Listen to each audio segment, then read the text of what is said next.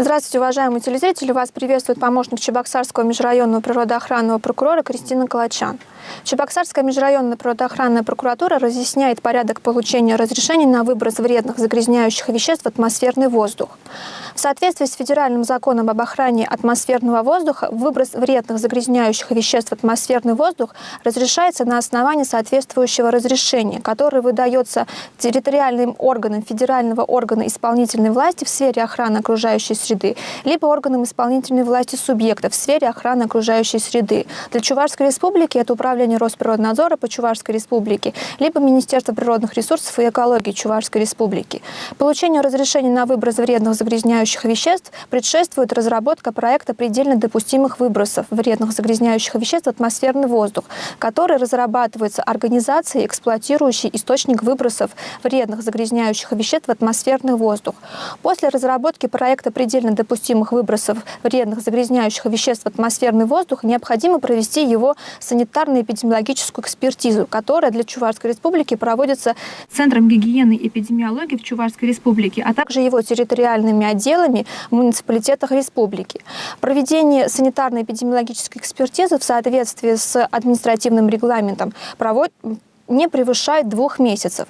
После проведения санитарно-эпидемиологической экспертизы необходимо получить санитарно-эпидемиологическое заключение на проект предельно допустимых выбросов вредных загрязняющих веществ в атмосферный воздух. Санитарно-эпидемиологическое заключение выдается на основании заявления органами Роспотребнадзора по Чувашской республике и его территориальными органами. Согласно административному регламенту, санитарно-эпидемиологическое заключение выдается не более 30 календарных дней.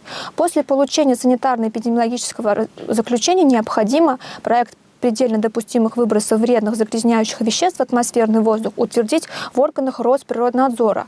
В соответствии с административным регламентом проект предельно допустимых выбросов вредных загрязняющих веществ органами Росприроднадзора рассматривается и утверждается в течение 35 рабочих дней.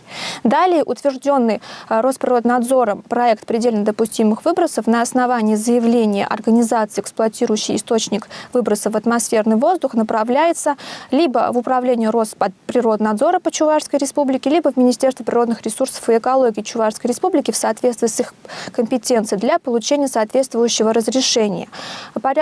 Порядком выдачи таких разрешений предусмотрено, что рассматриваются заявления хозяйствующих субъектов и принимается решение о выдаче разрешения либо об отказе выдачи разрешения в течение 30 рабочих дней. Благодарю за внимание.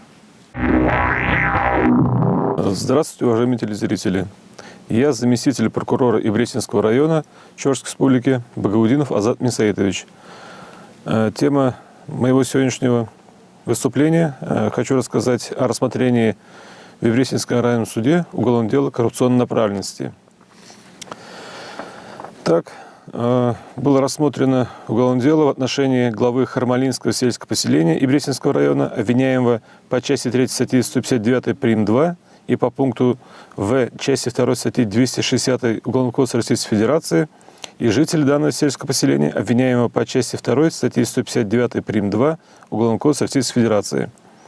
Органами предварительного следствия по эпизоду мошенничества при получении выплат установлено, что в 2014 году главой Хармалинского сельского поселения Ибресинского района Чувашской республики и жителям данного поселения, которые, будучи осведомленными о функционировании на территории Чувашской республики федеральной целевой программы устойчивого развития сельских территорий на 2014-2017 годы и на период до 2020 года, утвержденный постановлением правительства Российской Федерации от 15 июля 2013 года номер 598, предусматривающий порядок и условия предоставления социальных выплат на строительство и приобретение жилья гражданам Российской Федерации, проживающим в сельской местности, в том числе молодым семьям и молодым специалистам, проживающим и работающим на селе, действуя умышленно из корыстных побуждений, вступили между собой в предварительный сговор, направленный на хищение денежных средств из федерального и республиканского бюджета Чувашской республики при получении социальной выплаты на строительство жилья согласно указанной программы путем представления заведомо ложных и недостоверных сведений в администрацию Ибресинского района Чувашской республики.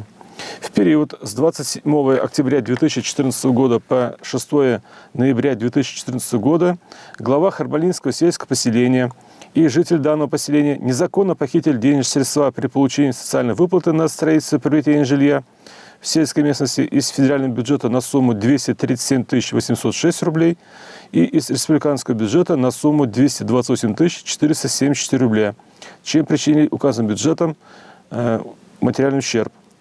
Также органами предварительного следствия установлено, что глава Хармалинского сельского поселения причинил Хармалинскому сельскому поселению и Брестинского района Республики материальный ущерб в значительном размере на сумму 30 132 рубля, то есть совершил преступление, предусмотренное пунктом В части 2 статьи 260 Уголовного кодекса Российской Федерации, незаконная рубка неотнесенных к лесным насаждениям деревьев, совершенная в значительном размере лицом с использованием своего служебного положения. В ходе рассмотрения уголовного дела в суде подсудимые свою вину не признали в совершенных преступлениях, но их вина была доказана государственным обвинителем и совокупностью доказательств по делу. Приговором и Брестинского района суда Чувашской Республики от 10 февраля 2017 года глава сельского поселения был признан виновным в совершении преступлений, ему путем частичного сложения назначено наказание, определено наказание в виде 2 лет лишения свободы с применением статьи 73 Уголовного кодекса Российской Федерации условно с испытательным сроком на 1 год и 6 месяцев. Жителю Хармалинского сельского поселения по части 2 статьи 159 прим. 2 Уголовного кодекса Российской Федерации назначено наказание в виде 1 года лишения свободы с применением статьи 73 Уголовного кодекса Российской Федерации условно с испытательным сроком на 1 год. На основании пункта 9 постановления Государственной Думы Федерального собрания Российской Федерации от 24 апреля 2015 года номер 6576-6 об объявлении амнистии в связи с 70-летием победы в Великой Отечественной войне с 41 по 45 годов, он освобожден от отбывания наказания в виде лишения свободы.